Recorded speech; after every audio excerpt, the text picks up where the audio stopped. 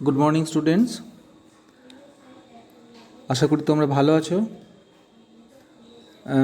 আজকে তোমাদের যে বিষয়টা নিয়ে আমি আলোচনা করব সেটা হলো যে রাষ্ট্রবিজ্ঞান কি বিজ্ঞান, অর্থাৎ রাষ্ট্রবিজ্ঞান কি বিজ্ঞান পদবাচ্য।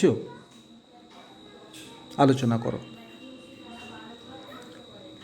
এই যে কোশ্চেনটা, অর্থাৎ রাষ্ট্রবিজ্ঞান, বিজ্ঞান শব্দটি আছে বলেই কিন্তু এরকম প্রশ্নের অবতারণা করা হয়েছে। দেখো, রাষ্ট্রবিজ্ঞানকে বিজ্ঞান বলা যায় কি না তা নিয়ে কিন্তু বিভিন্ন রাষ্ট্রবিজ্ঞানীর মধ্যে তাদের নিজস্ব দৃষ্টিভঙ্গি দিয়ে ব্যাপকভাবে আলোচিত হয়েছে এবং তাদের মধ্যে তীব্র মতপার্থক্য রয়েছে। কোনো কোনো রাষ্ট্রবিজ্ঞানী তারা রাষ্ট্রবিজ্ঞানের সঙ্গে যে বিজ্ঞান শব্দটির ব্যবহার, এটিকে যুক্তিযুক্ত বলে মনে করেছেন। আবার অনেক রাষ্ট্রবিজ্ঞানী তা মনে করেন না। যারা মনে করেছেন তাদের মধ্যে অ্যারিস্টটলের নাম সবচেয়ে আগে আসবে, কারণ অ্যারিস্টটল রাষ্ট্রবিজ্ঞানকে শ্রেষ্ঠ বিজ্ঞান বলেছেন, অর্থাৎ মাস্টার অফ সায়েন্স। এছাড়াও আমরা যদি আচরণবাদী রাষ্ট্রবিজ্ঞানীগণের কথা বলি, যেমন Charles Merriam, Graham Wallas, Arthur Bentley, David Stone, ইনারাও কিন্তু রাষ্ট্রবিজ্ঞানকে বিজ্ঞান হিসেবে বলার পক্ষে রায় দিয়েছেন, যেটা বিজ্ঞান। আবার যারা মনে করেন যে না, কোনোভাবেই রাষ্ট্রবিজ্ঞানকে বিজ্ঞান বলা যায় না, তাদের মধ্যে উল্লেখযোগ্য হচ্ছেন বাকল, কোঁত, মেইটল্যান্ড, এডমন্ড বার্ক। ইনারা বলছেন যে না, রাষ্ট্রবিজ্ঞান বিজ্ঞান নয়। যাই হোক, রাষ্ট্রবিজ্ঞান বিজ্ঞান পদবাচ্য কিনা এটা জানার পূর্বে আমাদেরকে জানা উচিত কি, যে বিজ্ঞান কাকে বলে, তাই তো? বিজ্ঞান বলতে আমরা কি বুঝি? তো আমরা ক্লাস 5 থেকেই দেখেছি বিজ্ঞান বইতে যে বিজ্ঞান বলতে আমরা কি বুঝি, যে সাধারণত কোনো বিষয়ে বিশেষ ও সুসংবদ্ধ জ্ঞান অর্জন করাকেই বিজ্ঞান বলা হয়। কি বললাম, আবার বলি, সাধারণত কোনো বিষয়ে বিশেষ ও সুসংবদ্ধ জ্ঞান অর্জন করাকেই বিজ্ঞান বলা হয়। 1950 খ্রিস্টাব্দে ইউনেস্কো আয়োজিত সম্মেলনে বলা হয়েছে যে কোনো একটি বিষয় সম্পর্কে যখন সুনিয়ন্ত্রিত চিন্তা, অভিজ্ঞতা, পর্যবেক্ষণ ও গবেষণা প্রসূত জ্ঞানভাণ্ডারকেই আমরা বিজ্ঞান বলি, তাই তো? যখন কোনো বিষয় সম্পর্কে সুনিয়ন্ত্রিত চিন্তাভাবনা করা হয়, অভিজ্ঞতার মাধ্যমে বিষয়টিকে আলোচনা করা হয়, পর্যবেক্ষণ করা হয় এবং বিভিন্নভাবে দীর্ঘদিন ধরে গবেষণা করে একটা সিদ্ধান্তে উপনীত হওয়া যায়, তাহলে এটাই হচ্ছে বিজ্ঞান। তাহলে এবার দেখব যে রাষ্ট্রবিজ্ঞান বিজ্ঞান পদবাচ্য কিনা বা রাষ্ট্রবিজ্ঞানকে বিজ্ঞান বলা যায় কি না তা নিয়ে কিন্তু পক্ষে ও বিপক্ষে রাষ্ট্রবিজ্ঞানীরা বিভিন্ন যুক্তি দিয়েছেন। তাহলে যারা পক্ষে যুক্তি দিয়েছেন, কি যুক্তি দিয়েছেন সেগুলো আমরা আগে আলোচনা করি।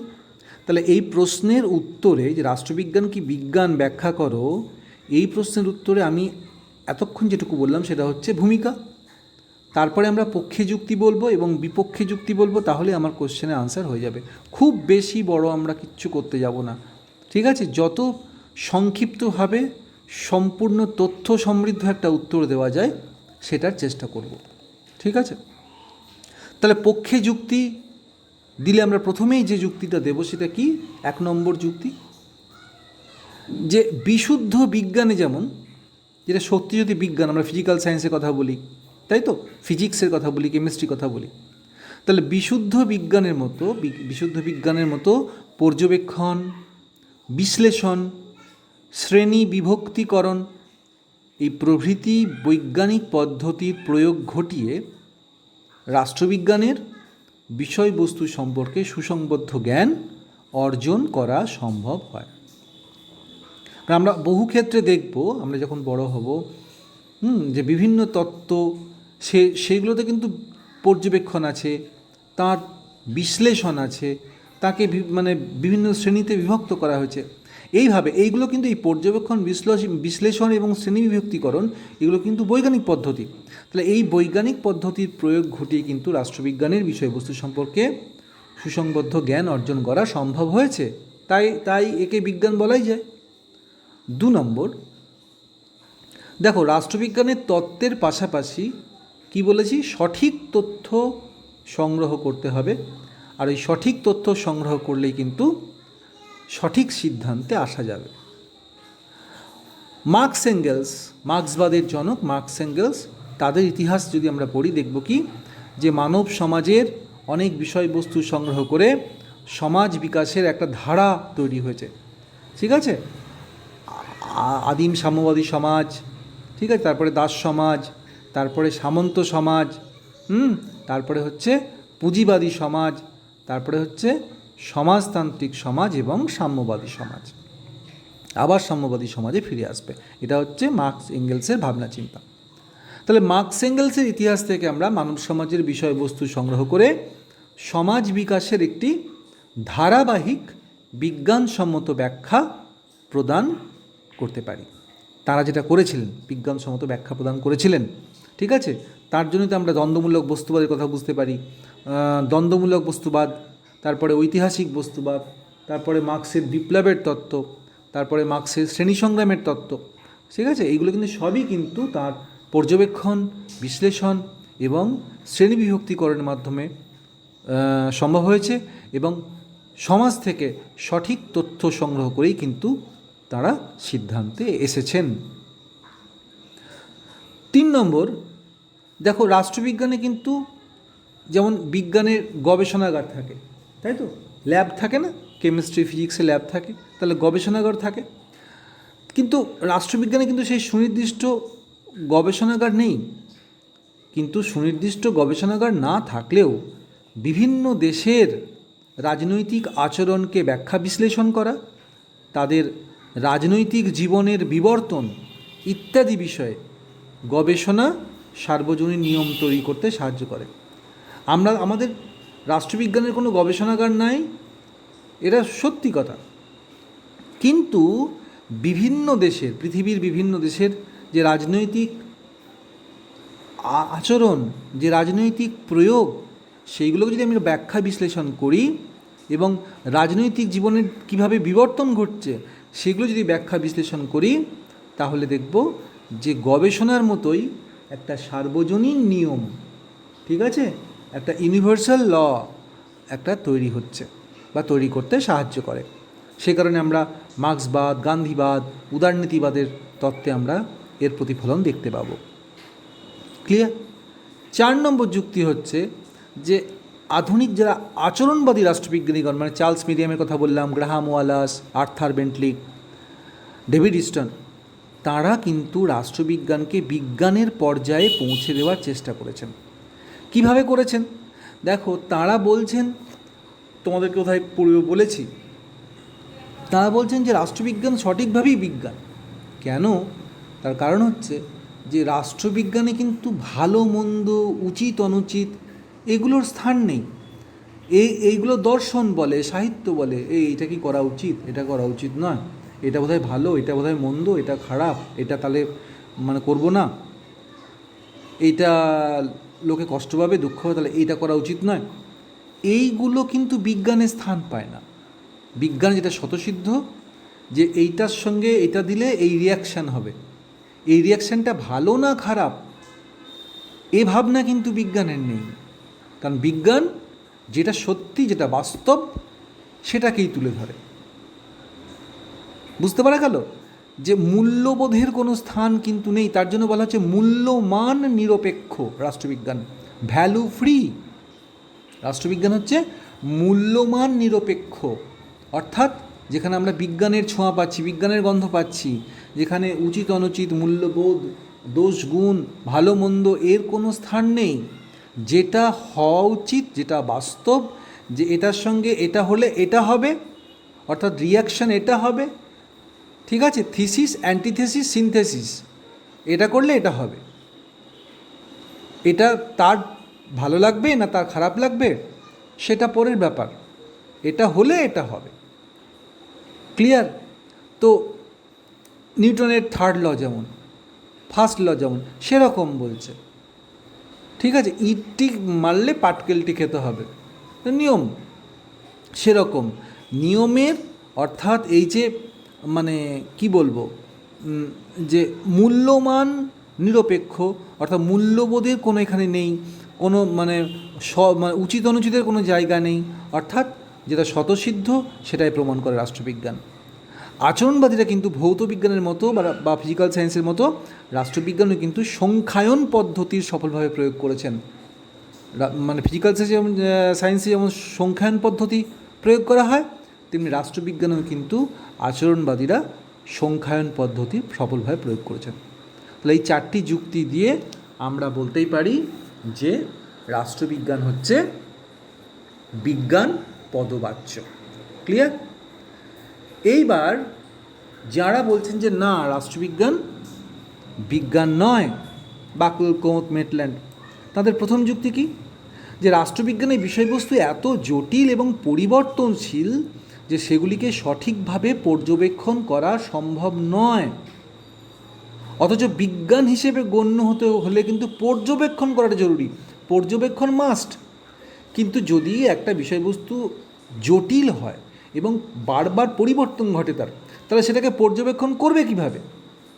পর্যবেক্ষণ করা সম্ভব নয়। তাহলে পর্যবেক্ষণ যখন হয় না তখন সেটা রাষ্ট্রবিজ্ঞান নয়।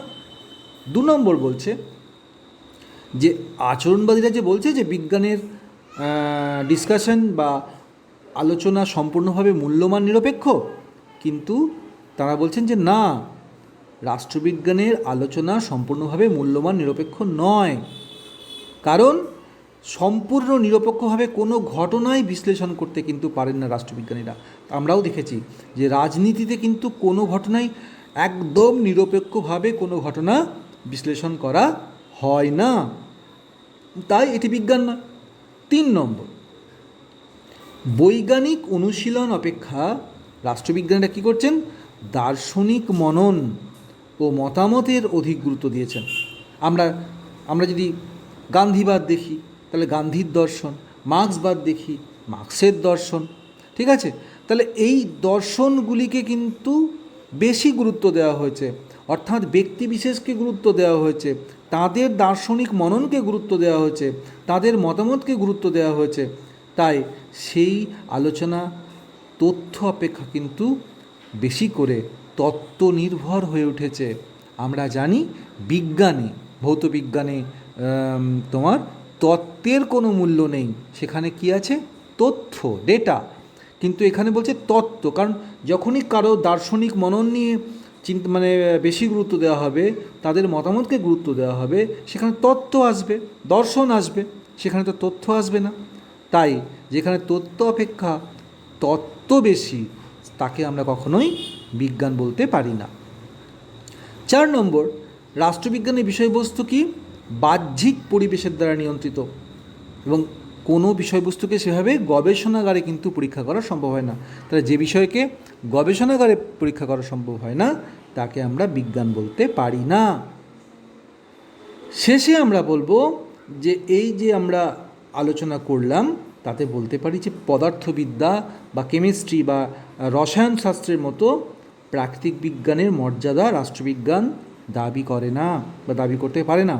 কিন্তু তবুও বলা যায় যে রাষ্ট্রবিজ্ঞানের বস্তু নির্ভর আলোচনা, তারপরে পর্যবেক্ষণ বা অভিজ্ঞতা বা সূক্ষ্ম বিশ্লেষণেরও কিন্তু সুযোগ আছে। এটা কিন্তু ইতিহাসের মতো নয়। রাষ্ট্রবিজ্ঞানে বস্তু নির্ভর ডিসকাশন হয়, আলোচনা হয়, অভিজ্ঞতার মাধ্যমে বিষয়কে দেখা হয়, পর্যবেক্ষণ করা হয়, সূক্ষ্ম বিশ্লেষণ করা হয়। তাই রাষ্ট্রবিজ্ঞান জগতের এবং সমাজ জীবনের নিত্য নতুন প্রয়োজন ও দাবিকে কিন্তু তারা স্বাগত জানায়। তাই কিন্তু অনেকেই বলছেন কি যে, যেমন ব্রাইস বলছেন কি, লর্ড ব্রাইস তিনি বলছেন যে রাষ্ট্রবিজ্ঞানকে প্রগতিশীল বিজ্ঞান বলা যেতেই পারে। রাষ্ট্রবিজ্ঞানকে প্রগতিশীল বিজ্ঞান বলা যেতে পারে এবং আবহাওয়াবিদ্যার মতন একটি অপরিণত বিজ্ঞান বলেও অভিহিত করা যায়। কারণ এটা যদি আমি যদি একদম স্বচ্ছ বিজ্ঞান না বলি, তাহলে কিন্তু আমরা প্রগতিশীল বিজ্ঞান কিন্তু রাষ্ট্রবিজ্ঞানকে বলা যায়। আর যাই হোক, একদম তত্ত্ব নির্ভর কিন্তু রাষ্ট্রবিজ্ঞান নয়, এখানে তথ্যেরও কিন্তু প্রাধান্য আছে, এখানে সংখ্যায়নেরও কিন্তু প্রাধান্য আছে। তাই এদিকে বিজ্ঞান বলা যেতেই পারে। ঠিক আছে, তাহলে আজকে এই পর্যন্তই থাকলো। ভালো করে পড়বে, ঠিক আছে, তাহলে দেখবে হয়ে যাবে। ওকে, ভালো থেকো, সুস্থ থেকো, সেফ থেকো। ওকে।